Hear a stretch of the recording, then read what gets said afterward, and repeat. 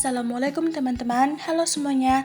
Perkenalkan, nama saya Sari Atun Nafisa, NPM 23126029. Saya dari Program Studi Pendidikan Agama Islam, Konsentrasi Fikih, Fakultas Tarbiyah, Institut Agama Islam Darussalam Martapura. Di video kali ini saya akan memaparkan materi untuk mata kuliah Keterampilan Keagamaan yang diampu oleh dosen saya yaitu Bapak Masrudin MPDI. Materi kali ini yaitu tentang memandikan dan mengkafani jenazah. Berikut penjelasannya, simak baik-baik ya. Halo semuanya, pernah nggak sih kepikiran saat momen duka itu datang, kita seringkali merasa bingung, kewalahan, atau bahkan sama sekali nggak siap buat ngurusin jenazah? Terutama soal tata cara memandikannya. Yuk kita mulai. Kita sering banget dengar istilah fardu kifayah kan? Secara sederhana, ini tuh kewajiban bareng-bareng. Kalau udah ada sebagian orang di lingkungan kita yang ngerjain, ya kewajiban yang lain gugur. Tapi, di balik istilah itu, memandikan jenazah adalah bentuk penghormatan terakhir yang sangat bermartabat. Ini tugas kita, sebagai keluarga dan masyarakat, buat mastiin saudara kita yang berpulang disucikan secara fisik maupun spiritual sebelum dikafani. Jadi ini bukan sekedar rutinitas biasa ya, tapi benar-benar sebuah aksi kasih sayang yang butuh kelembutan dan ketelitian. Biar gampang ngikutinnya, ada 4 langkah utama yang bakal kita bahas. Pertama, persiapan 3 jenis air. Kedua, niat dan proses istinja. Ketiga, pelaksanaan wudhu. Dan terakhir, prosedur utamanya, yaitu teknik mandi 9. Oke, kita langsung masuk ke tahap pertama nih, persiapan 3 jenis air. Ini fondasi dari seluruh prosesnya. Yang paling menarik dari panduan ini adalah kesederhanaannya. Kita benar-benar cuma butuh 3 jenis air utama. Air sabun buat membersihkan, air bersih murni buat membilas, dan air kapur barus buat ngasih keharuman serta pengawatan alami. Udah, itu aja. Kadang di masyarakat kita sering dengar tradisi nambahin air kembang atau air asam jawa kan? Nah, kalau kita murni berpegang pada inti fardu kifayah, tradisi opsional kayak gitu bisa kita kesampingan. Fokus aja ke 3 jenis air ini di ember-ember besar. Persiapannya jadi jauh lebih praktis dan gak bikin pusing. Lanjut ke langkah kedua, niat dan proses istinja, alias tahap awal pembersihan najis. Tahap ini tuh sangat intim dan butuh rasa hormat yang tinggi. Islam benar-benar menghargai ikatan keluarga, makanya proses istinja ini sangat diutamakan buat keluarga terdekat. Misalnya nih, untuk jenazah laki-laki, anak laki-laki kandung atau ahli waris langsung lah yang sebaiknya ambil peran utama. Bayangin aja, mereka yang punya ikatan batin paling kuat dipercaya buat ngasih sentuhan pembersihan pertama ini dengan penuh kasih sayang, sebelum nanti tim pemandi lain ikut bantu. Dan pastinya, semua harus diawali dengan niat kan? Sebelum istinja, niat ini dibaca dalam hati atau dilisankan perlahan. Nawaitu al-istinja min hadam mayyit fardu lillahi ta'ala. Artinya, aku berniat memandikan istinja dari jenazah ini, fardu karena Allah Ta'ala. Ini benar-benar bantu kita buat fokus, bahwa apa yang kita lakuin ini murni ibadah dan penghormatan buat almarhum. Sekarang kita masuk ke tahap ketiga, pelaksanaan wudhu. Menurut saya, ini salah satu momen yang paling indah.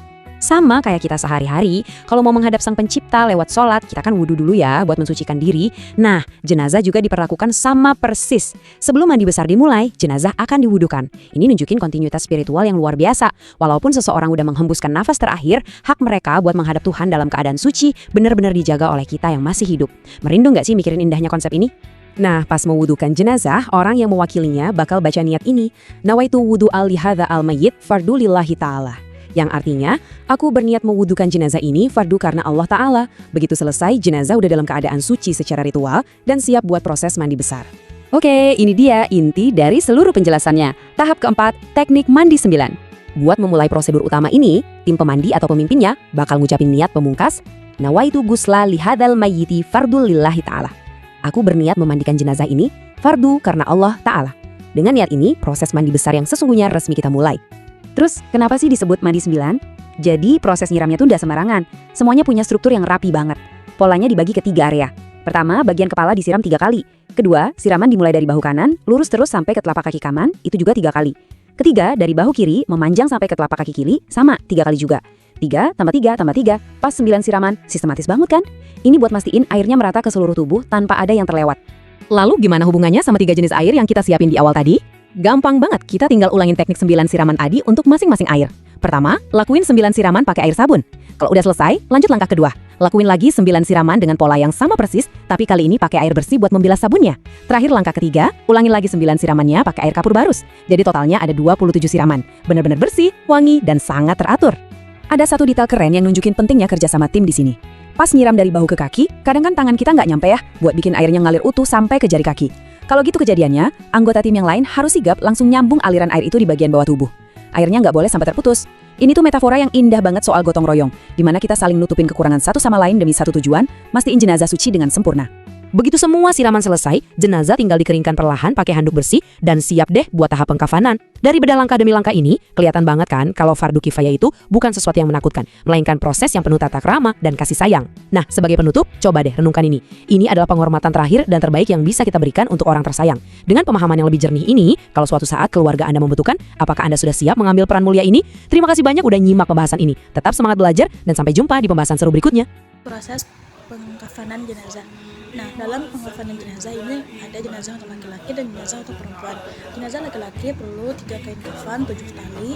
Kemudian jika hendak menaruh kapas di 7 titik tempat kita bersujud, yaitu di 2 kaki, di lutut 2, kemudian di tangan 2, dan di dahi 1. Nah, di dahi ini ditaruh ketika sudah hendak ditutup atau ketika keluarga itu sudah mencium kening si mayit. Setiap helai kain ditaburi dengan cendana atau wewangian. Kemudian untuk jenazah perempuan, mukafaninya membutuhkan 5 helai kain kafan, 2 helai untuk lapisan dasar atau untuk kain kafan pembungkus, 1 kain kafan untuk sarung, 1 kain kafan lagi untuk baju, dan 1 kain kafan lagi untuk kerudung atau khimar. Tali sama 7, 5 juga boleh. Kemudian kapas sama, kemudian tadi ada penempatan kapas di lubang-lubang tubuh seperti di hidung, telinga. Nah, untuk pengikatan tali itu diikat ke sebelah kiri supaya nanti dikubur mempermudah untuk melepas tali tersebut. Penaburan cendana juga sama, pada lapisan-lapisan kain kapas. Biasanya adat Banjar itu kita menggunakan penutup setelah jenazah dimandikan, yaitu dengan tapih atau tapih behelai di bawah purun atau tikar purun. Jadi tikar purun itu fungsinya untuk misal ada najis yang jatuh seperti tahi cicak, nah itu tidak repot lagi para pengurus panitia jenazah untuk membersihkan ulang si jenazah tadi karena terkena najis. Jadi itu fungsinya tikar purun tersebut. Kemudian ada juga biasanya di dahi dan di dada si mayit dituliskan menggunakan jari kita lafaz la ilaha illallah. Berikut pengkafanan untuk jenazah laki-laki. Hal pertama yang dilakukan yaitu menyusun tali untuk mengikat pocong mayit. Ada untuk kaki, lutut, paha, pinggang, dada, leher, dan kepala. Kemudian meletakkan 3 kain kafan di atas tali tersebut. Setiap lapisan disemprot atau ditaburi menggunakan cendana atau wewangian. Selanjutnya yaitu meletakkan mayit di atas kain kafan dengan hati-hati dan jangan sampai terbuka auratnya.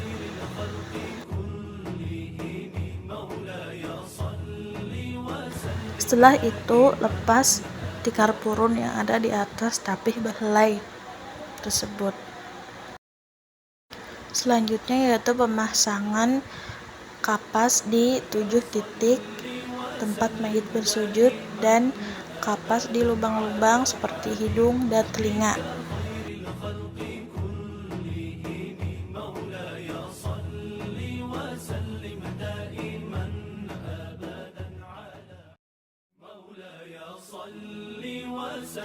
Setiap kapas juga diberi wewangian atau cendana.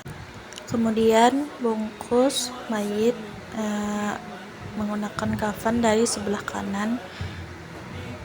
Buat serapih mungkin. Setelah itu dilanjutkan ke sebelah kiri, rapihkan. Setelah selesai merapihkan kain kafan, ikat di ujung terlebih dahulu dari kepala atau dari kaki, boleh aja ikat talinya ke sebelah kiri.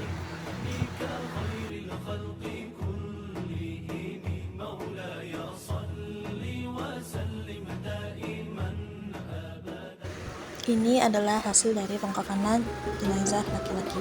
Jenazah siap untuk disolatkan.